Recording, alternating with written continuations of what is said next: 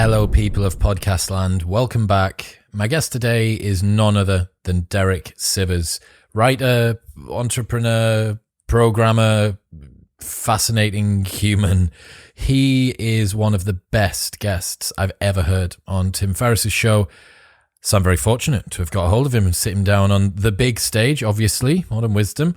So yeah, had a long list of questions to go through today, including what have you been working on recently? Get to find out where Derek's been spending his time.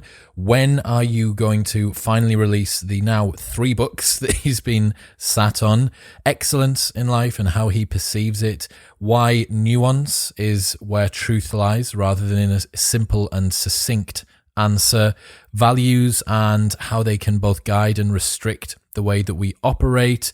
Why it doesn't matter that we only live for a short period of time and in 50 years, no one may even remember our names. Oh, it was so good. Derek, man, thank you so much for coming on. It was phenomenal. I already want to do another one. In other news, if you are new here, don't forget to hit the subscribe button. You will receive 1 episode every Monday and every Thursday with the world's most fascinating humans delivered directly to your listening device of choice. But for now, please welcome the wise and wonderful Derek Sivers.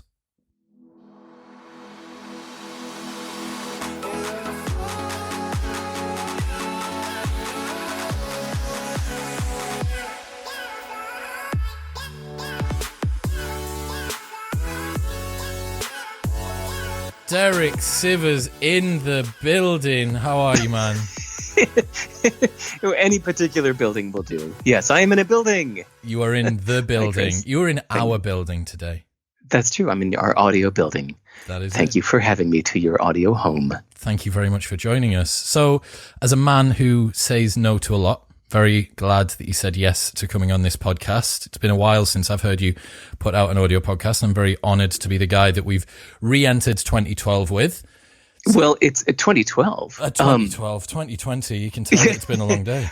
Yeah, I really, really like what you're doing with Modern Wisdom, and I really like your topics of conversation. So these days when somebody asks me to do an interview, I've got nothing I'm promoting or pitching, so it's all about the quality of conversation, and you sent me some really interesting topics of conversation.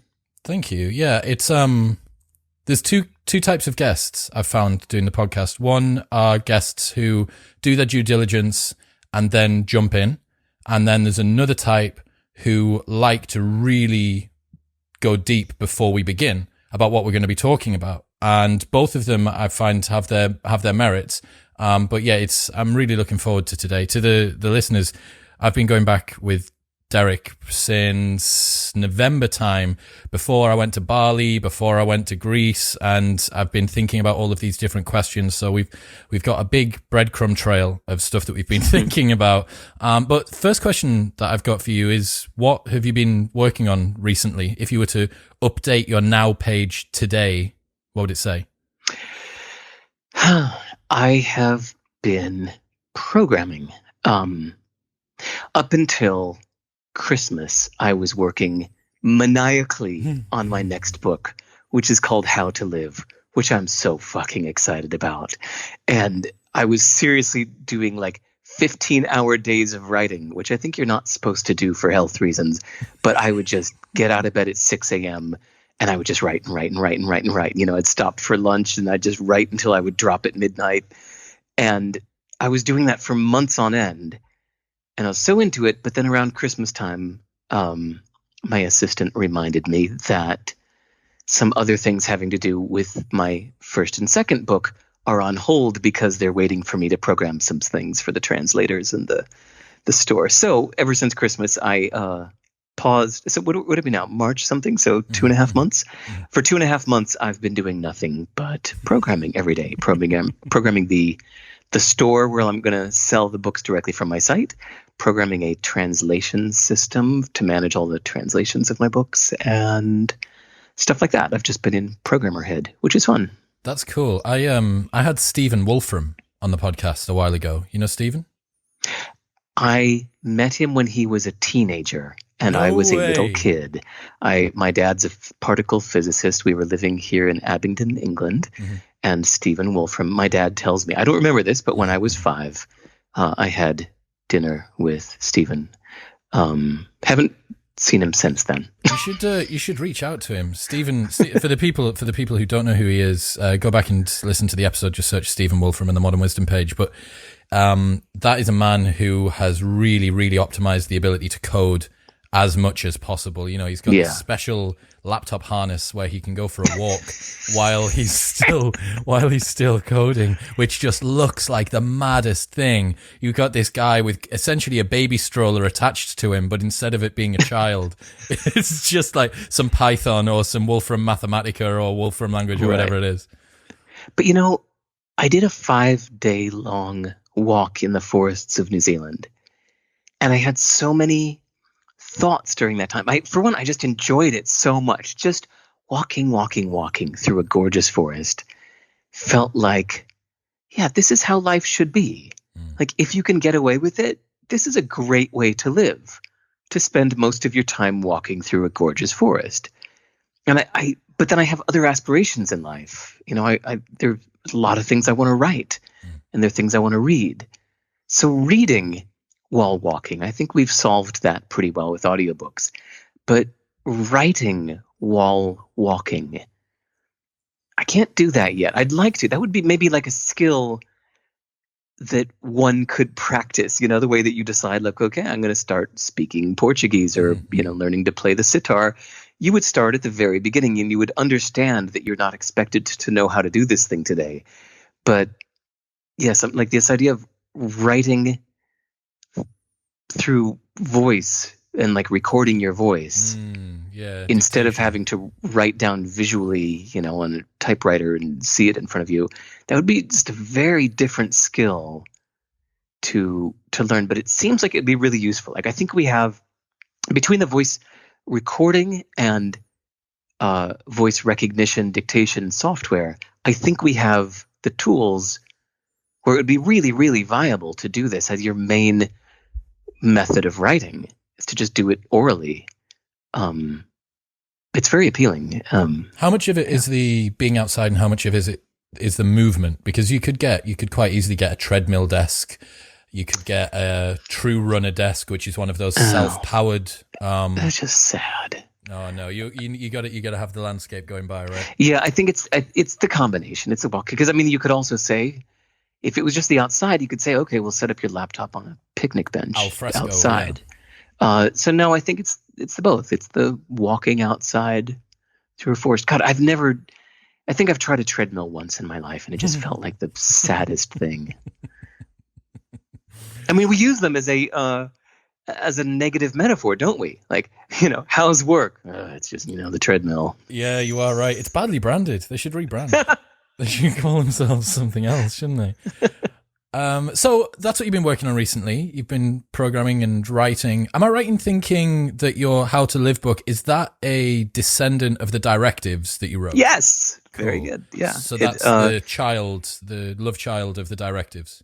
Yes. And if you have read the book by David Eagleman called Sum, S-U-M, it's an homage to that book. Sum is probably my single favorite book. If there's a page on my website where I collect my notes from every book I've read since 2007, it's sivers.org/book. And I think there's 300 something books there now that I've read. And so I take detailed notes whenever I'm reading something. And so Sum is the number one book at the top of that list, because I have it sorted with my top recommendations up top. And I wish everybody would read that book. I just think it's one of the most brilliant, creative think piece books. It's like 40 little short stories, just 2 to 3 pages long each, each one answering the question, what happens when you die?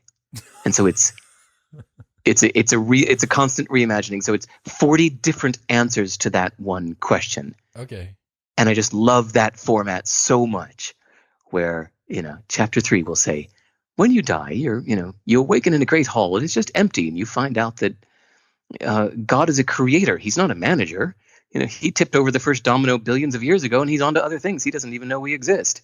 Chapter 6, when you die, you find out that what you knew as your life was actually just an artificial intelligence program. You are an artificial intelligence program. Da, da, da, da.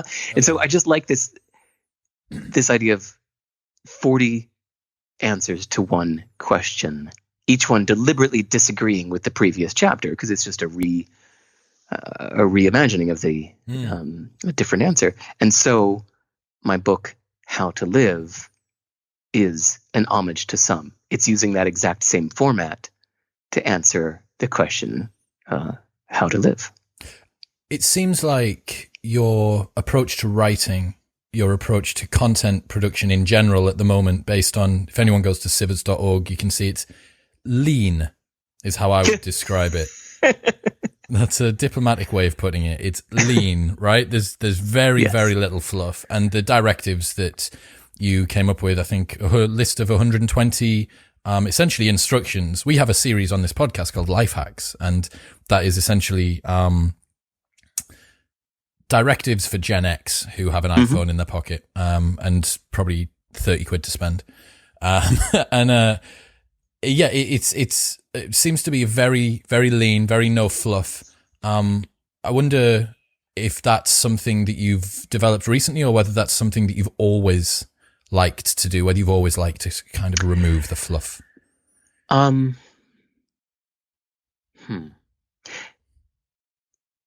people come visit my house, I'm living here in Oxford now. When they come to my house, the first question most people who come in ask is, do you live here? Because it's just empty. I'm like, yeah, well, I don't know. To me, I feel quite settled. I mean, look, I have a couch. That's kind of big for me, a couch. So, yeah, I think the minimalism goes through all aspects of my life. But when it comes to writing, I think it's just considerate. I think the more you say, the less people hear, or the more they kind of tune out. If you tell somebody, check out this article, and they click the link and they see the article and they say, oof, okay, this is like 50 paragraphs or 100, like this is going to take me half an hour to read. They may skim it quickly.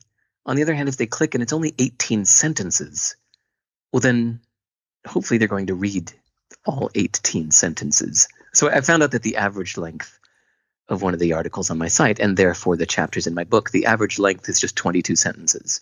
So I really, I chisel them down. I get rid of every single word and sentence that isn't absolutely necessary. But I think that also comes from the fact that I spent the 15 formative years of my life as a songwriter. From the age of 14 to 29, my primary goal in life was to be a great songwriter. And I wrote over 100 songs. And, that's 15 years of my life trying to say what I want to say in 6 syllables to match the melody. So maybe it's just like I spent so many years, choosing the exact words in the minimum syllables to match the melody. So I think I still kind of take that approach to my writing. I understand. Yeah, it's there's a wonderful article by Scott Adams. It's The Day You Became a Better Writer. And I think it's probably 2 paragraphs long, and it's one of the most cited bits of advice for fledgling writers. And Tim Ferriss quoted it on a podcast a while ago and essentially broke the internet with it. He just completely just annihilated poor Scott's site, and Scott's got to buy extra server space and stuff for all this traffic. So moving on to some of the things that I wanted to talk about today. So something I've been thinking about a lot recently is to do with crossroad opportunities in life. So we have these kind of like epochs in our life, right? We have these grooves that we've greased, and then often there comes a time where we need to choose whether or not we continue to grease that groove, or we decide to take ourselves outside of that. And often, like a river, we take the path of least resistance. But to change the flow of that river, there's a lot of inertia to get over, a lot of stagnation to get over. I wanted to know your thoughts about that, about crossroad opportunities in life. Well, I think when we're at those times in life where we're making decisions, we forget to explicitly name the benefit of doing nothing, of just continuing as we are now, right? Like, too many people, they say, okay, well, I have to make a choice between A and B. But then they forget, well, there's option C, which is to just do nothing, and just carry on as you are now. So I don't mean consider it. I mean, actually state it and say it out loud, like name it as an option. So the usual thing, people say, should I do this new thing? What are the benefits? What are the drawbacks? So I think that you should also ask, what are the benefits of not doing this new thing? Like, what are the benefits of doing nothing? I really like this. I heard this idea in a book called The Courage to be Disliked, which is also really brilliant. One of the best things I've ever read. And it tells you to consider why you're not changing. Like, why are you just continuing on the way you are? It is clearly offering you a benefit if you keep doing it. So if you ask yourself, why am I just carrying on as usual? You might come up with an answer like, well, my life is pretty good now. I'm happy. Or there's a chance that doing this new thing would make my life harder, and I don't want to risk that. So you can name the mental mindset ones, right? Like, my life feels under control right now, and I like feeling in control. I like feeling like an expert. I like feeling smart. If I do this new thing, I'm going to feel dumb and out of control, like trying to write a book while walking through the forest. But then I think that once you bring these to the surface, then instead of sitting in your subconscious, you've now brought them to the table, right? Like, you can now weigh them in your decision. You've laid them out as an alternate option. And then you have to admit that it's okay to do nothing. Like, I think often we feel that we're always supposed to be doing something. But, Warren Buffett is quite public, but he has a quiet partner, Charlie Munger, who's a really interesting thinker. Charlie Munger gave this interesting advice to young investors. So people, of course, say, everybody just, gets him up on a stage and says, how can we be successful investors? Mm-hmm. So one of his top bits of advice he gave specifically to young people, I think it was a speech he gave at a college graduation, was, he said, imagine you've got one of those little loyalty punch cards, one of those little loyalty cards with 10 holes in it that they can punch out. Or whatever, yeah. Yes. He said, imagine it's got 10 holes in it that can be punched, and that is the total number of investments you're allowed to make in your life. That's it. You can only make 10 investments in your life. And he said, if that was the case, you'd be better off just waiting and waiting for years for the right thing to come by. And then when the right thing comes along, you knock it out of the park, to use the baseball metaphor. You just dive in all the way when you see the right opportunity. Which is kind of what my next book called Hell Yeah or No is about. I wanted to talk about your approach to decision making in general. And you have a page on your site which is /slow, right? I think that's a considered. Again, the same way that the articles are lean, the decision making is considered. Is that because of Charlie's approach, that if you make the right decision, you only need to get a couple of them very, very right?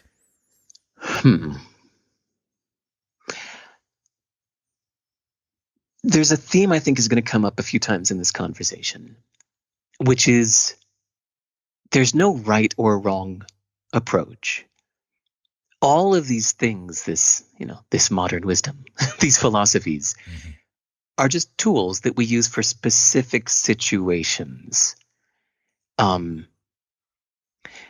So I have this article called Hell Yeah or No that a lot of people quote, and they tell me that they like that idea of hell yeah or no. And so they email me saying, oh, this is great. I'm going to use it. I'm using it for everything in my life now. And I say, no. Hell yeah or no is like one specific tool for one specific situation when you're overwhelmed with options and you're in danger of drowning. Well, then you raise the bar all the way and say no to almost everything and say yes to almost nothing. but it's for a situation where, you're in danger of drowning. Mhm. If, for example, you're straight out of college and you're welcome to the world and you're about to jump out there and try to make something of yourself, then it's probably a better strategy to say yes to everything. Just do it all. Sleep less. Say yes to everything. Try everything. Go everywhere. Meet everyone. Do 20 different jobs per year for a few weeks each, Mhm. and just do it all. And then when something hits, when the world starts rewarding you in a certain aspect, well, then you can double down on that.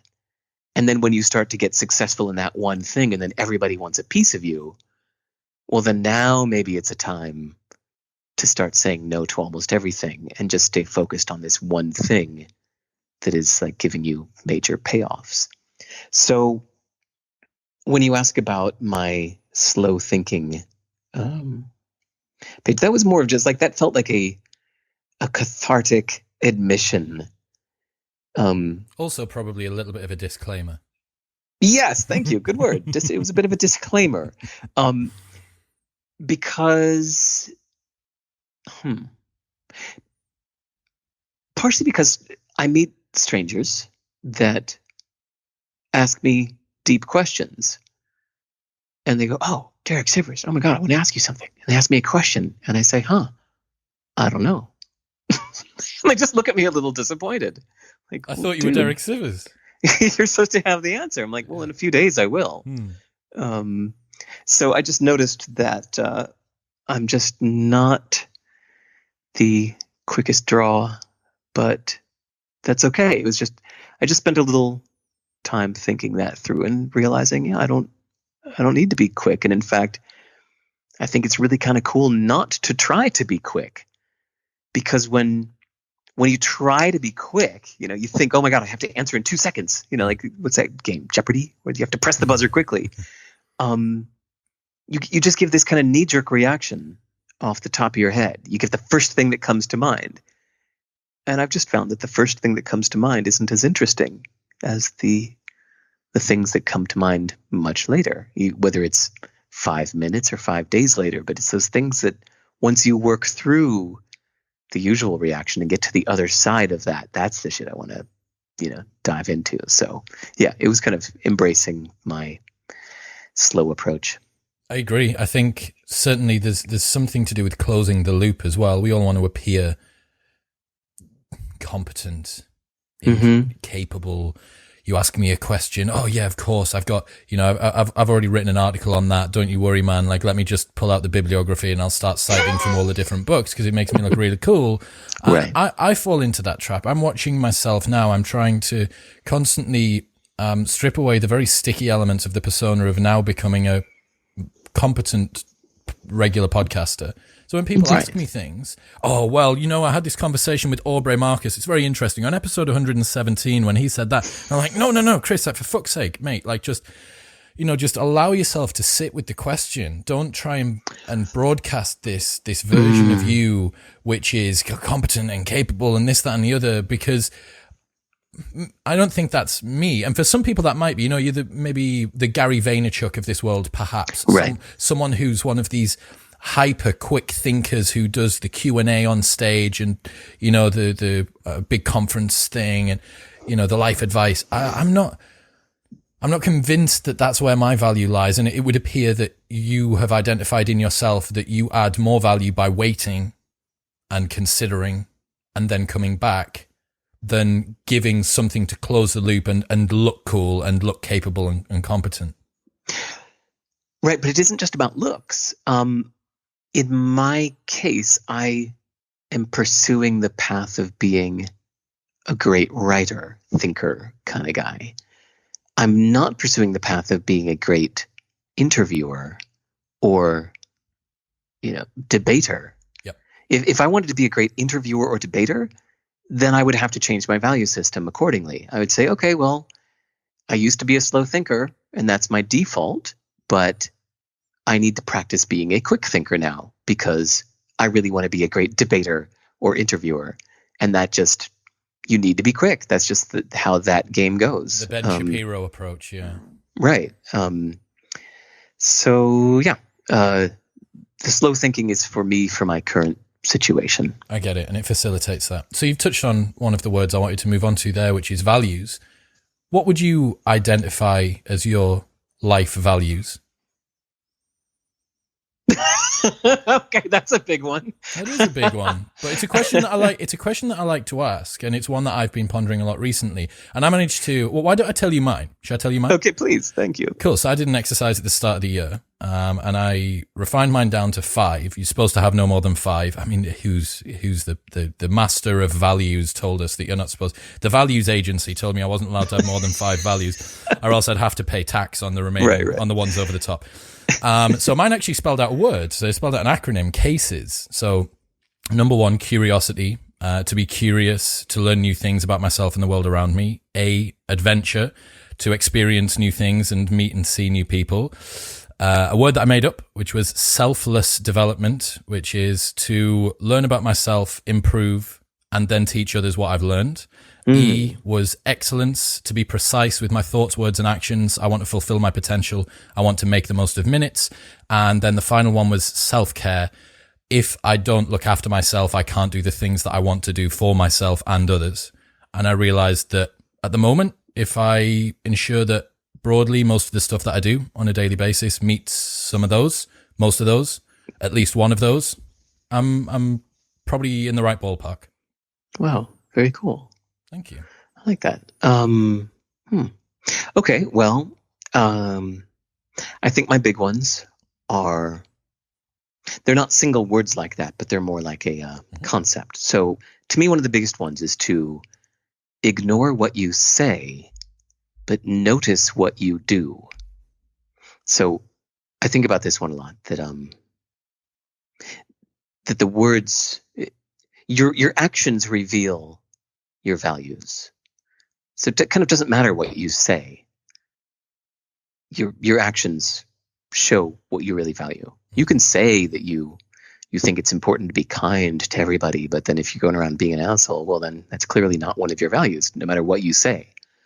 So I think that we do too much thinking about what we want in theory and too little noticing what we want in practice. So that's kind of the same thing, right? Like we can think that we want something, but you really have to go out into the world and try things. So if you have a theory about what you want, you have to go try it as soon as possible to find out if you really want that. And then be very open to the fact that your theory might have been wrong.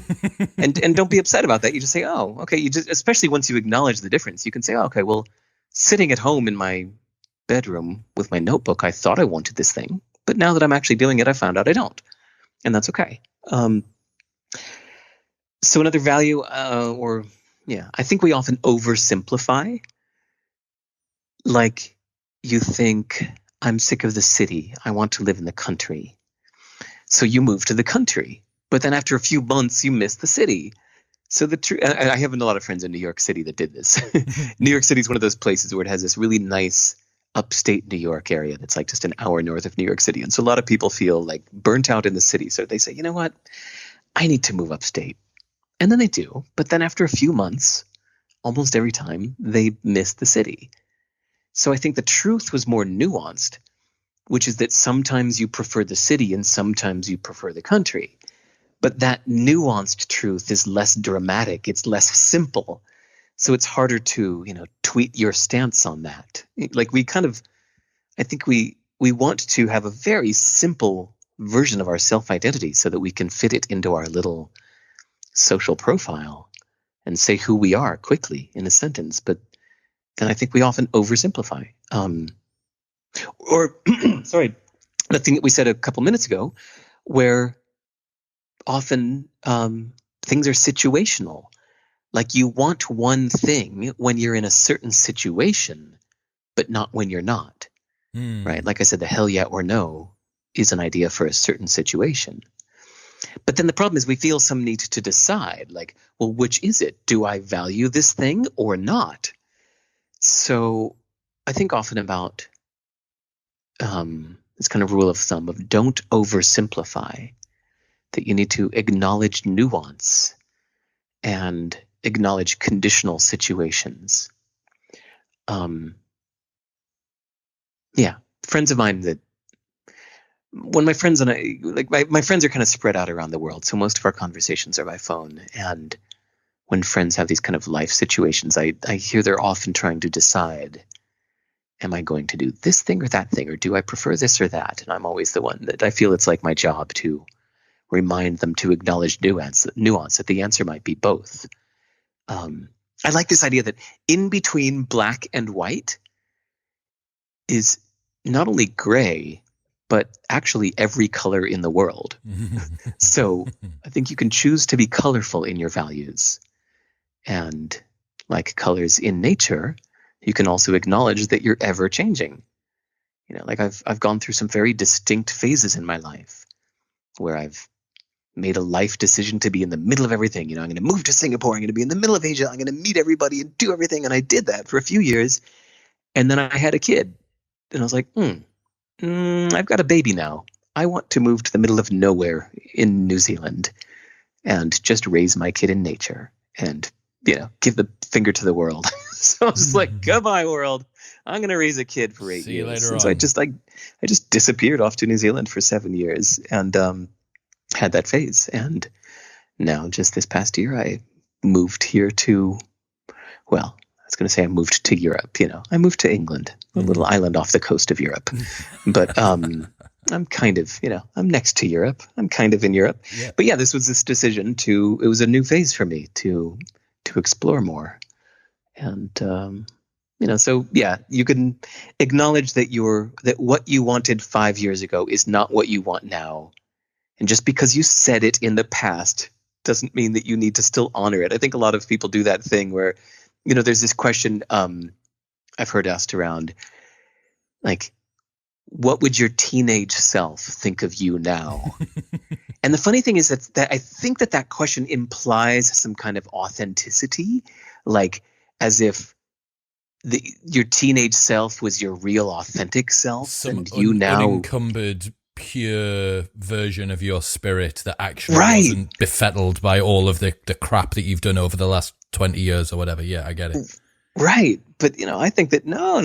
Like, in fact, I think it would be pretty sad if I was still living some kind of life to please my teenage self. You know, that would just be like, that would kind of acknowledge that I haven't changed. But man, I've changed a lot.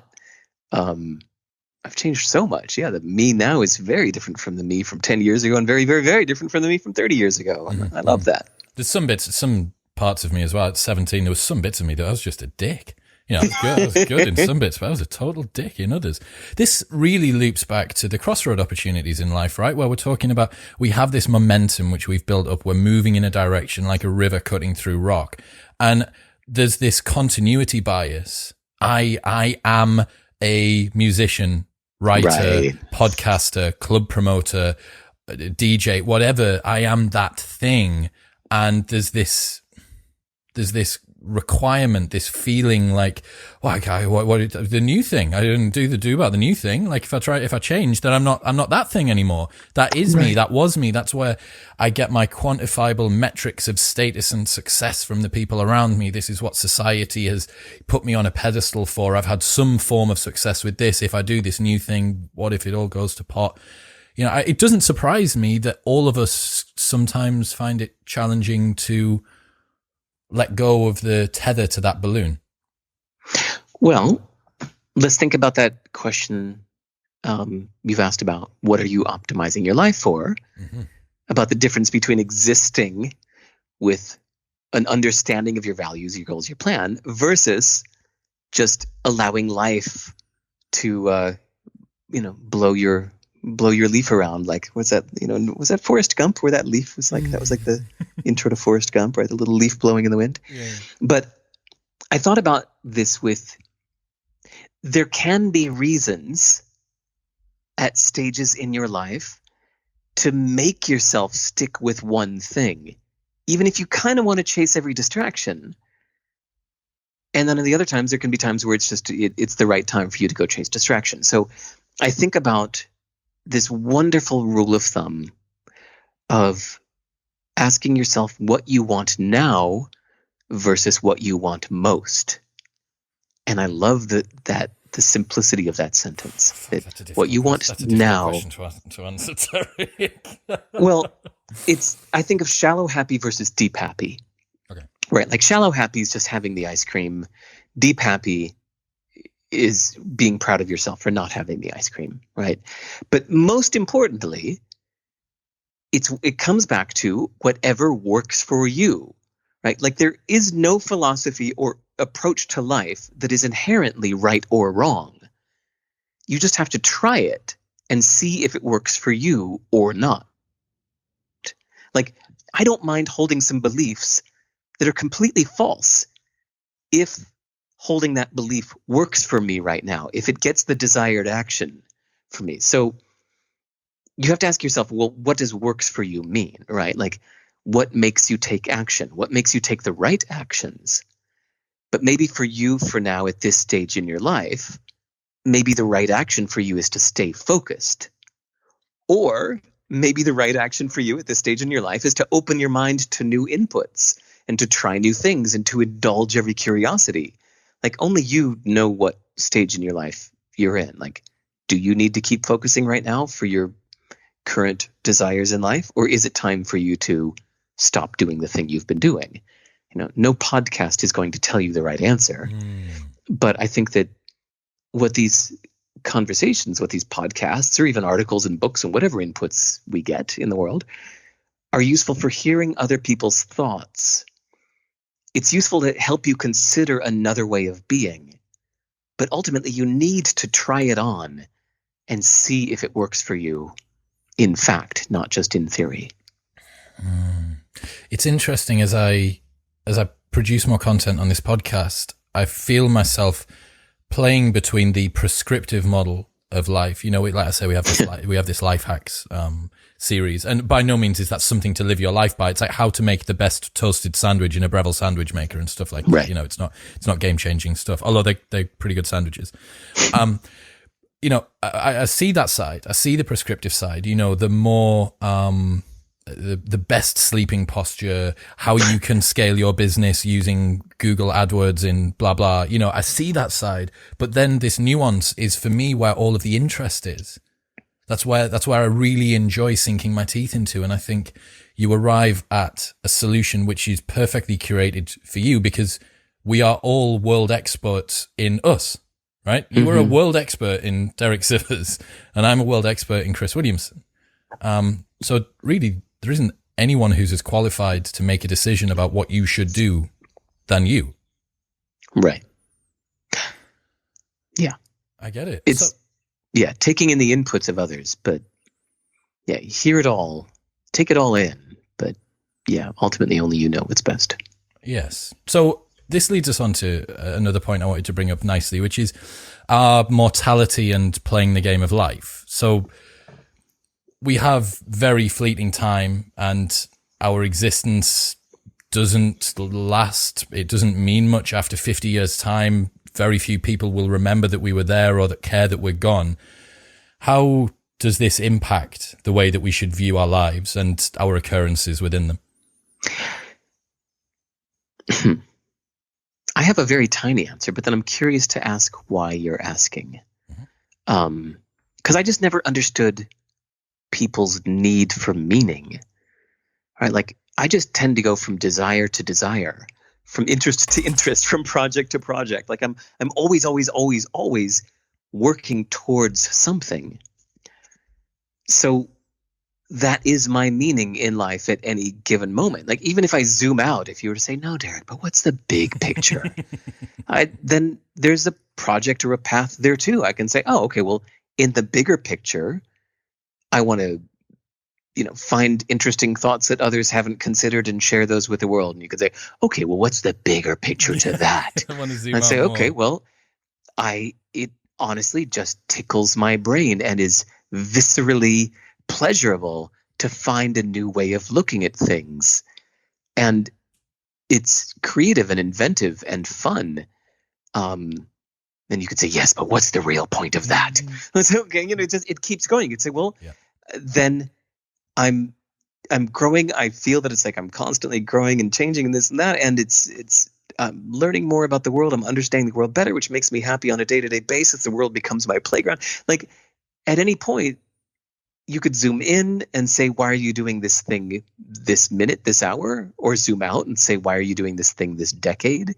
And it always has a purpose. So I don't really understand this mind or this kind of this question of saying, yes, but what's the meaning of life? And it won't even matter in 100 years. I think, well, then I don't care. Like, that thing of the, what are those Tibetan monks that make those elaborate sand drawings and then just, just get rid. Which is fine. Like I've done so many, like there have been projects that I've worked on for years. And then just a month or two before launching, I went, and chucked it. And it's fine because I was just doing it. I was enjoying it the whole way. Like it wasn't a goal. It's like, didn't launch. So what? So that's like, it won't mean anything in 50 years. Well, so what if you enjoyed doing it? So I don't know. So let me turn it back on you. What is your thought behind answering or asking that question? So I think it's twofold. The first one is I think many people don't get to do what they want to do in life. And by asking, what is the meaning of life? How can I find meaning and purpose in my daily, yearly, decadely existence? They're hoping that someone will prescribe them the steps to get away from doing the things they don't want to do and move toward doing the things they do. And the second thing, which I've been thinking about a lot recently to do with this question is, I think a big part of it is a repackaging of a fear of death. I think humans don't like the idea of dying unless you've absolutely taken the red pill on Stoic philosophy or free will or whatever it might be. There is an innate fear in dying. And previously we might have had that serviced by religion. Previously we might have had that serviced by a belief in an afterlife or a higher power or whatever it might be. And now as we have an increasingly secular society, I think people are trying to find a meaning in their existence right now, which is so great that it justifies the fact that one day it's all going to end. How's that as an answer? Thank you. That helps. I think that might be it. I genuinely do. I did a podcast a couple of years ago with a guy who was talking about how he thought happiness, people's search for happiness, this proliferation of how to be happy, 5 steps for your fulfilled life. He was adamant that it was just people fearing death and trying to run away from it. And I, upon reflection, I can see more and more of that now. Yeah. You know what's funny? I consider my written output, well, let's just say any of this output. I mean, this conversation is going to be recorded and kept around. I definitely think of all of this stuff in terms of like after death. Like I think this is my legacy I'm leaving, all this stuff that I've written. Darren Brown in the book called Happy. Did you read that? I did. I actually got to see him speak about it a couple of weeks ago in London as well. It's great. Oh, wow. I wish I would have known about that. I'm a massive fan of his. Just huge. Whenever people do that fictional kind of, if you could have any person ever in history, living or dead, at a dinner party, who would it be? To me, it's just Darren Brown. That's it. He's a beast. No need for Jesus or Buddha or whatever. No. Just give me Darren. Or Gandhi. Just Darren Brown. Yeah. So near the end of his book called Happy, he had such a wonderful tiny point in passing where he said that your thought patterns are your personality. Like this is the way you think is your personality. And you sharing your thoughts and your personality with your loved ones, or even sharing them publicly like this, carries on after you die. So therefore, like that is the life after death is your personality carries on after you're dead. That's, it's always funny to me when, say like George Harrison from the Beatles dies, or somebody like that, or Ray Charles, and people go, oh God, that's so sad. David Bowie or something like that. And I think, really, were you waiting for David Bowie's next album? Have you bought all of his albums in the last 20 years? Like, oh no. It's like, well, then he's not dead to you. Like, you're enjoying what he did in 1972, so you can carry on enjoying that. Like, David Bowie is not dead for you. David Bowie is very much alive. Same thing with a lot of these like famous musicians that were legends. Is you weren't buying their current output anyway. You weren't a dear friend of theirs. They weren't stopping over at your house next week for dinner. So what they put out there in the world is completely alive for you. Like, that is the only version of them that you get. And so, yeah, I think of this creative output as quite eternal, at least lasting for another couple of generations. Yeah, it definitely is. The people that we leave behind, the effect that we have on them, the content we put out, to your hell yeah or no concept, like how many people has that touched? How many people, as much as you don't want them to use it as a heuristic for life, that they are. So we need to accept that. And at the very beginning of the call, you asked, or you mentioned my hyper simple website. Mm-hmm. Part of that is because I'm expecting this website to go on 100 years. So who knows what holographic devices beamed into people's retinas or implanted in their brains, like websites will be used on in the year 2300. But I expect that my site will be around then. So I think people using WordPress and current plugins filled with Google Analytics and JavaScript bullshit is very, very short-sighted. Like, my site's completely ready that if I were to die tomorrow, this site is going to keep working for a couple hundred years because it is just plain HTML and text with absolutely no contemporary tooling that will expire. And that's very much on purpose. Like, everything, I make my site by hand. I don't use any frameworks. I don't use any software. I just type every HTML line by hand. So when you asked, like, it was funny because you even put the question, like, you said something like removing everything or stripping it down, but actually it's the opposite. Since I open up a blank text document to create a web page, it's a matter of like, why would I take hours of time to type, loads of unnecessary div tags and JavaScript includes, unless it was absolutely necessary. That's too much typing. It's unnecessary. So no, I just don't put in anything that isn't needed. But a lot of that's because I'm making a site that's intended to be around for at least 100 years. That's hardcore. I really, really like that. I was going to ask actually what code your site was written in. I thought I'd seen something to do with Raspberry, or I have no idea. No, you're thinking of Ruby. I do use the Ruby programming language for a little bit of automation, but it just helps me output static plain HTML pages with nothing in it. Didn't you originally do your book summary in, was it plain text or like a notepad file or something, like the most hardcore text version that you're going to get? Like, it doesn't matter what happens in future, it's always going to be future proofed. Oh, dude, I do. Basically, I only use two programs on the computer. I use Vim, which is a plain, like a raw programmer's plain text editor, which is like Notepad. Like, it just does nothing. It doesn't do bold print or anything like that. It does no fonts. It's just plain text. Which is, it's eternal. Like, civilizations on Saturn's moons will be able to read plain text files. I don't think they'll be able to run, WordPress 7.2 necessarily, but plain text files, yes. And then I use Firefox, and that's it. That's like, I basically just do everything all day long in Vim, just a plain text editor. I refuse to use any. I don't use the cloud for anything. I do nothing online. I don't use Google Docs. In fact, I actually prefer working offline. I kind of do this, a funny little nerdy work habit of mine is about 2 hours before I go to sleep, I completely power down my broadband modem. I just go over to the wall and I click off that, our British power switch on the wall. Mm-hmm. I just go boom, and it like shuts off the internet. So I am now not connected to the world. I hold down both buttons on the phone, so it powers off completely. And so now I'm kind of like in a dark house with no connection to the world. And that's how I spend the last 2 hours of every day.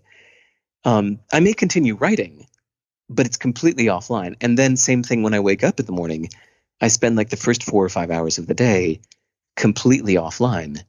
I don't turn on the internet usually until noon or so, when I've gotten in a few good hours of writing and working in programming. Is that just to give you time to focus, or is there something more symbolic about that? Do you like being off grid in that sort of a way? Both. I find there's a wonderful relief, peace and relief when I know that there's no way to contact me. Like my phone is off, the internet is off. I mean, I like the fact that it's like, if there was a real emergency, like somebody would come bang on my door, but I like being unreachable. It's a different thing when you're sitting there focusing on work, knowing that a little part of your brain knows that there are alerts happening, or at any point you could just grab your phone and hit Reddit or whatever your fix is.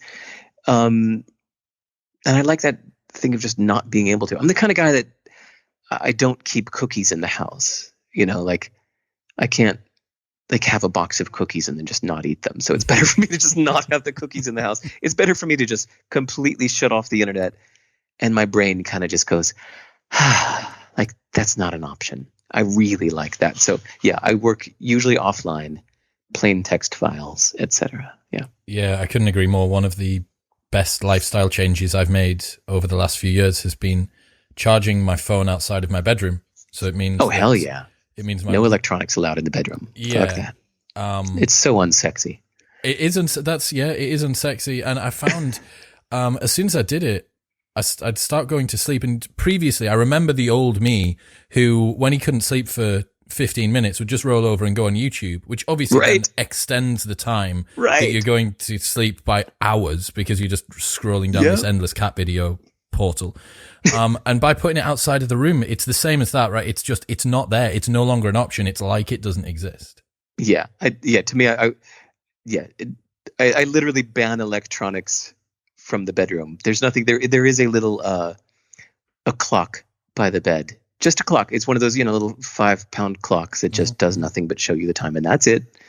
No phones allowed in the bedroom. Is it firelight? Is it just candles? Like an old man with a lamp wandering around? I wish that would be great. That would be cool. Yeah, I do have a candle in the bedroom, but it's actually, what's kind of cool is that my kid is now 8, and he's been kind of raised this way. So he's not an iPad addict like a lot of kids his age are. He actually scoffs at video games. He had a friend 2 years ago that his next door neighbor, he was like one of his best friends ever. And this kid's dad was always in the basement playing Fortnite or something for just hours, and was like a completely absent dad, and was just completely not there for the kid, was just like grumpy because all he wanted to be doing was playing video games, and he would just never play with his kids. And so it was so interesting that my son saw that and not just noted it, but mentioned it to me like a few different times, like how sad it was. And so one time we were playing just the little word game of opposites. What's the opposite of music? What's the opposite of a cloud? It's just a little fun. What is the opposite of music? You want to know my favorite answer? Yeah, sure. Oh, wait, first take a guess. What do you think is the opposite of music? Silence? No, because silence is part of music. It's an important part. What else could it be? God. Singing? Oh, okay. My favorite answer, the opposite of music, is business. Yeah, okay. See, these are the kind of funner answers, right? See, that was a fun example of like, you have your first and second, that's like the slow thinking. Yep. It's like this idea of like, it was a word game we kept playing. So the opposite of music is business. That's an idea that didn't come until like a week after trying to answer the question. That was my favorite answer. It's like, oh, that's good. Anyway, I asked my son, what is the opposite of parenting, or what is the I forget, of being a dad? That's he's I think he brought it. He said, what's the opposite of being a dad?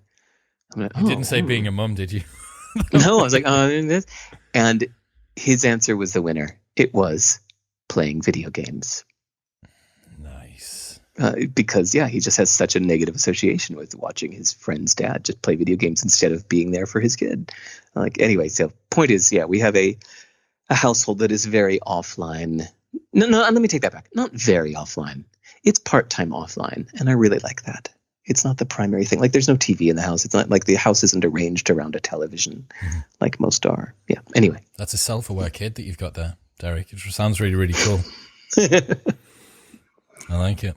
I wanted to touch on excellence for a minute. So I mentioned it as one of my core values, and it's something that we've been talking about a little bit recently.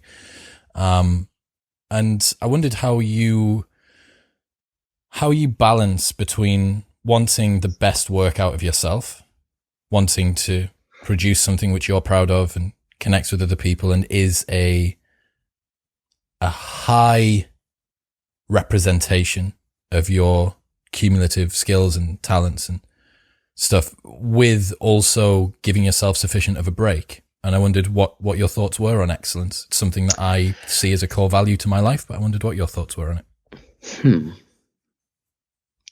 Well, let's look at the micro example of procrastination, right? Like if you look at why people procrastinate, it's usually if you're facing something difficult, it's easier to retreat into the safe thing, like surfing the web or playing video games, instead of uncomfortably facing what needs to be done. Mm-hmm. So the way to stop procrastination is to catch yourself doing it, to deliberately interrupt it, and then go back to doing what you need, doing what you know you need to do, no matter how unpleasant it is. And then I think it always gets easier after you begin. So when I think of excellence, I think of like a life-size version of that. Like if there's something you've always wanted to do, you need to stop wasting time and do it. Kind of like I said earlier, like what you want now versus what you want most. If you write out your bucket list, you know, like the things you want to do before you die, I'll bet you could do almost all of them in a few months, you know, most of them in just a few weeks. It's usually like people's bucket lists are like places they want to go and some things they want to do. And I think, well, yeah, if you just took a couple months off work, you could do 2/3 of that list right now, be done by next month. It's just a matter of doing them instead of doing other things like watching shows, surfing the web, playing video games, or just sitting around on couches hanging out, tasting the local beers. Like it's there are these things that we do. I'm sorry, I'm kind of answering your excellence questions in a way of like, well, what's the opposite of excellence? We're all enjoying it. Let's keep going, Derek. Let's keep procrastination. Let's keep like the opposite of excellence is giving into, I don't want to call it procrastination, but that same thing that triggers procrastination, which is usually like you're facing the uncomfortable thing that you know you need to do. And so you do the easier relief thing instead. People who choose the easy path in life don't ever get excellence at anything. Like excellence is usually choosing the more difficult path, which gives the greater rewards. It's doing what you know you need to do, even if you don't feel like it. I mean, my definition of excellence is tainted by the fact that, I was in music for 20 formative years of my life, so I think in terms of like being an excellent performer, being an excellent writer, being an excellent producer, whatever. So you might have a different definition of being an excellent gentleman or something like that.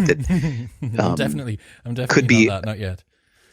I know. I mean that somebody listening to this could have a different definition where maybe excellence to them is just excellence in their composure every day. Maybe it isn't something you need to practice for 20 years. Maybe it can actually just be in the moment. Like you can just decide right now, today, to like from this moment on to be excellent, and you can achieve that, by just not giving into your temper or stopping drinking or whatever it may be. So yeah, I think it's precision is the word that I like to associate with excellence.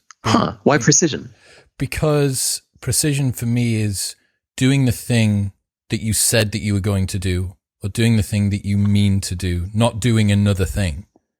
It's one of the reasons why I like yourself as a speaker, why I like Ben Shapiro and Sam Harris as a speaker, because the speech is very precise.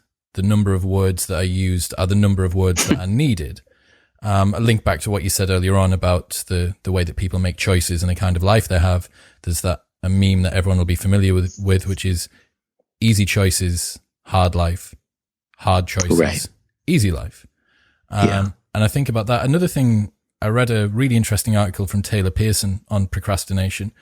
And one of the things that he came up with was he says procrastination exists because people have a fear of failure. They're concerned that they may be not good enough or that they don't have the skills that are required. I certainly think there's an element that he didn't touch on in this bit, which is to do with it's just difficult. There's some inertia to get over. I have to do a hard thing. And there's something easier floating around, the cookie jar, the social media fix. And he has this beautiful quote where he says, interestingly, sometimes we procrastinate to ensure that we inoculate ourselves from public failure. But the interesting thing is, by procrastinating, we do inoculate ourselves from public failure by assuring ourselves of private failure. And I love that. I love the reframing of that. It's like, look, like if you do not do this thing, it doesn't matter whether you think you would or would not fail, because you're guaranteeing the fact that you will by not starting it. Right. I thought that was a really powerful model. It was an interesting way to loop it back around. But look, Derek, I'm conscious of the fact that I'm taking up your time, and it's an evening. I've got 2 questions that I want to ask you before we finish, if that's okay. First one, what have you changed your mind about recently? A lot of the things that I said were core values are actually pretty new to me. Maybe that's why they came to mind first when you asked, because I think they're the most interesting because they're the newest to my brain. The stuff that's been in my, value system for 30 years, I just take for granted, and I probably don't even know it's there anymore. But acknowledging nuance, looking for not deliberately making sure you're not oversimplifying. Even though I write succinctly because I think it's considerate, I don't think truth is succinct. I think truth is very nuanced. Memorable sound bites are succinct. Quips and aphorisms are succinct. Helping an idea carry further. Succinctness is good to carry ideas. It makes it good. What do you call that in nature when those seeds that have like little barbs on them? Oh, like dandelions. Thank you. Yeah, dandelions or burrs. So succinctness is a good tool to help ideas spread and carry. But succinctness is almost the opposite of truth, because you can make catchy slogans that make people go, "Ooh, wow, that's good." But it's one little ingredient in the truth. The truth of things, I think, is often very nuanced. It's like, well, in these situations, if you're in that stage in your life and for the kind of person you are and the kind of things you want, well, then this is true. But if in another day, in the morning or, last year, or if you were a little bit of a different person, or you're, for your sister, that is not true, but for your brother, it is. And, at this age you're at and for what you want in life. But if you were to quit your job tomorrow, then suddenly that would no longer be true. And in fact, it's like all of these, but that doesn't tweet well. So that's pretty new for me. Like this constant acknowledgement of the nuance of things to get at the truth. I can actually talk about this thing because I'm not going to name names. I have a dear friend who's been with the same guy for years, but complaining about him for years, often calling me to kind of like, what should I do? Should I leave him? Should I stay? What should I do? And finally, I thought with this kind of new focus on nuance, we realized, like, I think she's actually happy being 1 foot out the door. Like we don't need to oversimplify it into an either or. Should I stay or should I go now? It's the truth is she's happiest with this 1 foot out the door feeling. and she doesn't need to oversimplify that into in or out. This is one. Yeah, sorry, that example just actually came up yesterday, so that's on my mind. I really like it. I meant to bring this up earlier on while I was podcasting with George McGill last year, the highest played ever Modern Wisdom episode that we've done about mental models. He talked about the barbell strategy, which is where you don't just have black or white thinking, you have black and white thinking. And you push yourself to the ends. You're able to do incredible deep work, but then also be very social when you need to turn that on. You are able to use the succinct side of things, but you're also able to understand the nuance as well at the complete opposite end of the scale. There's another point on that I just have to bring up, which is I love aphorisms, and I think that guys like Naval who are able to distill down incredible wisdom into 160 characters or whatever it is, it's a skill that I absolutely do not have and wildly envy, because I think it's really cool. But the reason that you created your directives was because you realized that most of what a book is getting people to believe and trust the author and provide sufficient context that they believe the instruction that they're then given. But if people were to sufficiently trust whoever it is that was giving it to them, the directive can be the leanest takeaway from that particular book. And the equivalent is when you see on Instagram, you scroll through Instagram and there's someone's put up a quote, Seneca's life's work distilled down into a single sentence. But the context isn't there. You're just scrolling past booty picture, funny dog video, aphorism of Seneca's life, booty picture. You know what I mean? Like, there's no context, there's no buy-in, you're not in the right frame of mind, you haven't had the I trust Seneca, I know who he is, Like, I think you're right. I think you are correct there. There's the nuance and the understanding of that. I think it all ties together. Cool. Final question. You have brought up today a couple of different projects that you're working on, some books that will be released in the future. Is it within a year? Is it within 6 months? Is it within a decade? Can we give the people that are listening, that are fans of yours, any idea on when they can expect this new piece of work from you? Oh, there's 3. Here we go. I finished my next book 2 years ago. I finished my second book 1 year ago, and I'm finishing my third book now. But the thing is, I nerded out on self-publishing. My first big book, called Anything You Want, was published first by Seth Godin, but then he sold his little publishing imprint to Penguin, so then Penguin re-released it. So it's on a major publishing company, but I didn't actually like that experience. Why? I didn't like that I didn't fully own the rights to my own book. And so I got contacted. Like, here's just one core example. Sorry, you asked me a kind of like a, hey, no, I want this answer. We want the nuance. We are here for the nuance. There were 2 or 3 different times when I got contacted by people that were putting on a conference that wanted to buy like 750 copies for all of their attendees. And I said, great, that's amazing. I would love to do that. And they say, okay, how do we do that? Can we get like a quantity discount for 750 copies? And I'd have to go ask Penguin. Hey, Penguin. Hello, my rep. 1,000 sales here for you, yeah. Yeah, how can we do that? And they went, oh, well, you just have to tell them to buy it at Amazon. Like, there's no way to buy 7. You can't order it from us. We're not a retailer, and And they said, oh man, like that sucks. To like, I want this person to have 700. I mean, for $1 each would be fine. Like, just how cool that they're going to give. And so to have to tell this guy, like, yeah, just go to Amazon and type 750 in the quantity. I was like, man, this sucks. Like, yeah. I want to be able to do the right thing, but I don't even own the rights to, and Penguin has the rights. I mean, I wrote that book for Seth Godin, and then, that's what happens.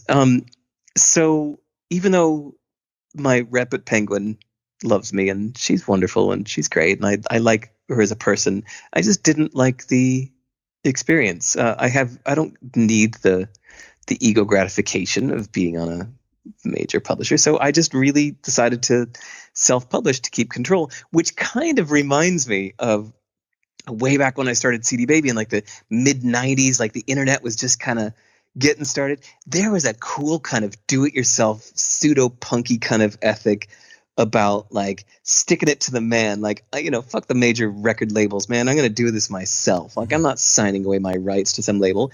But here we are 20 something years later, and everybody's like selling their soul to Amazon. Just you said earlier, here's how to do the Google AdWords to increase your business. It's just like everything's trying to please the man. The man is now like Facebook, Google, Amazon, whatever, Instagram, and everybody's just trying to please the man. It reminds me of that kind of pre-internet thing where everybody was selling their soul to the major record labels in hopes of getting rich. And I appreciated that kind of giving it all the finger kind of spirit, knowing that you were probably going to sell less by choosing to be independent. But fuck yeah, it felt so much better. Point is, I nerded out on not just self-publishing, but like self-printing, self-layout. Like how I told you I do everything in my plain text editor called Vim? Yeah. Well, do you think I did the book design layout in Adobe InDesign? No, fuck Adobe. I did it in fucking plain text, and I found a program like software called LaTeX, which you can like do book design in like as a programmer in plain text, and like fucking went hardcore on that. And I'm just building my own store on my own site because fuck Amazon. I don't want to sell my book on Amazon. So I will eventually. hardcore. And it's just like, you know what? I understand that I'm choosing to sell less by doing this, but goddamn, it feels better. It's like so much more fun. Well, each book's worth 100 of what the one would have been before, right? Because you've crafted the thing out of ancient technology in a programming language that no one's seen since the 1800s. Yeah, exactly. It's funny, we talk about rationality. Well, okay, you and I don't, but people talk about rationality. And there are things where you could say that this is a rationally unwise choice, but emotions matter. And the way that something feels is a big reason why we do anything. In fact, I think if you want to get meta, the reason that people like to be rational is because it feels better, right? And so anyway, sorry, I was answering your question about when are these books coming out. Well, we understand any day why now. We understand why they're not here yet. Yes, because I nerded out on the self-publishing and the self-printing. And lastly, I decided to print hardcover books for the emotional reason that I found that knowing that I was going to be printing hardcover books, even though like I'm a total tree hugger, I don't want to waste a single sheet of paper ever, I thought, well, damn, if I'm going to be cutting down trees, like really every sentence has to be worth cutting down a tree now. And it made me a better writer knowing that I was going to print hardcover books. You upped the stakes of the writing. Yes. Because the externalized costs were increased. That's interesting. Yeah. And so anyway, it's all just about done. And I'm putting I was actually this morning, I was programming the store on my site with the whole put your thing into a cart. And then by doing it all myself, I get to do some fun, nerdy things like I can do custom dedications and things that, people who sell their book on Amazon can't do. So everybody that orders their book from me can ask it to be custom dedicated to them, and the server will create a custom dedicated book for you. That is cool. And I'm going to see if I can do that with the audiobook too. So everybody who buys the audiobook gets a custom little, hey, Chris, it's Derek. This book's for you. No way. I mean, again, fuck Amazon. They can't do that. You're right. Sivers.org/podcasts and then /audiobooks/books/everything. And then exactly. It can be Sivers Baby. Oh, God. Ew. Anyway, so anybody who wants my stuff, you can probably tell because, you and I have emailed a bunch. I actually enjoy taking a few minutes a day to answer all my emails. I really like hearing from strangers. I actually really like it when people introduce themselves. I like it when somebody's like, I'm a guitar technician in Arizona, or I'm a dentist in Estonia. I just really like hearing what people around the world are doing and all that kind of stuff. So I really like it when people introduce themselves, and feel free to email me and ask me a question. And if you go to sivers.org, my email address is out there in the public, and you can email me and ask me anything, and I always reply. Cool. That's certainly cooler than just saying, "Oh, head to my Twitter." It's like, email me, and I might get back to you if I've turned my internet on. Right. Well, even Twitter. That's still like a corporate middleman. Like, actually, I'm really thankful that I got online in 1994 because I went through that first .com boom and crash, where a lot of companies that people were totally dependent on, like MySpace, like every musician was 100% dependent on their MySpace page to manage all of their fan list, all of their music and their releases and their announcements and their gigs were all done through their MySpace page. And then MySpace disappears. And I was like, so I think I just have this healthy distrust of any corporate middleman. I think they're always about to go belly up any day. So no, I would never tell people to that Twitter was the way to reach me because I don't trust that they'll be around tomorrow. I think that if you've got plain text files as the future-proofed version of writing things down, I think you've got email lists as the most likely to survive a nuclear apocalypse. Exactly. Contact. Yeah, because it's an open standard, and it's uncommercial. I really like those uncommercial media forms, right? So paper books have no advertisements in them. No, Amazon's not tracking what you highlight in a paper book. Email, open technology. I love that kind of stuff. Anyway, nerd. We were saying goodbye, so maybe Derek, man, I shouldn't keep taking tangents. It's been such a pleasure. Thank you so much. To the people that are listening, anything that we have spoken about will be linked in the show notes below, along with Derek's website, where you can go on and hassle him via email, and not his Twitter, because fuck Twitter, and there won't be a link to Adobe After Effects in there either, because fuck Adobe too. Derek, man, thank you so much for your time. I really appreciate it. Thanks, Chris. It was a fun conversation.